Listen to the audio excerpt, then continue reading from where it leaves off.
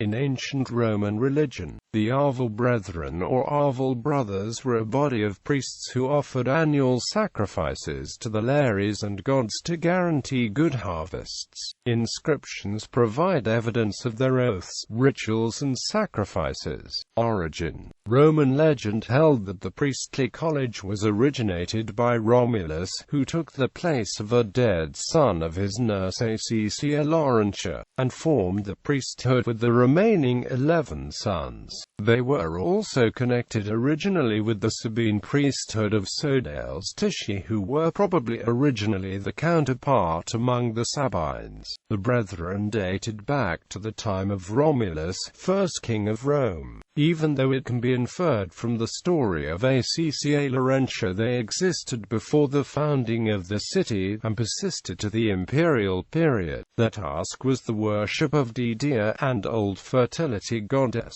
possibly an aspect of Mare Ceres. On the 3 days of her May festival, they offered sacrifices and chanted secretly inside the temple of the goddess at her Lucus the Carmenavale. The magister of the college selected the exact 3 days of the celebration by an unknown method. The celebration began in Rome on the first day, was transferred to a sacred grove outside the city wall on the second day, and ended back in the city on the third day.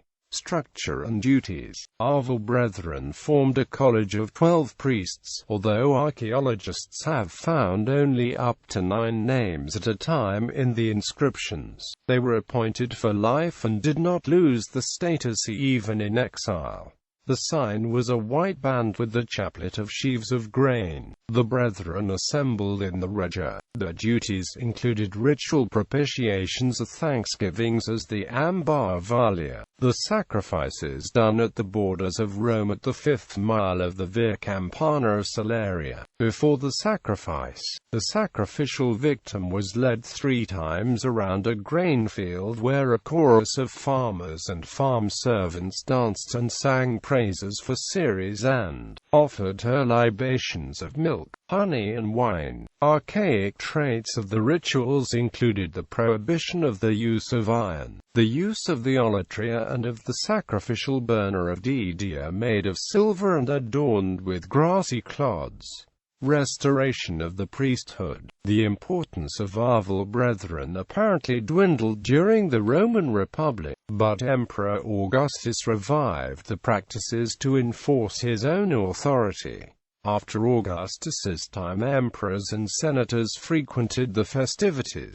At least 2 emperors, Marcus Aurelius and Elagabalus, were formally accepted as members of the Brethren. The first full descriptions of the rituals also originate from this time. The last inscriptions about the Arval Brethren date from about 325 AD. They were abolished along with Rome's other traditional priesthoods by 400 AD.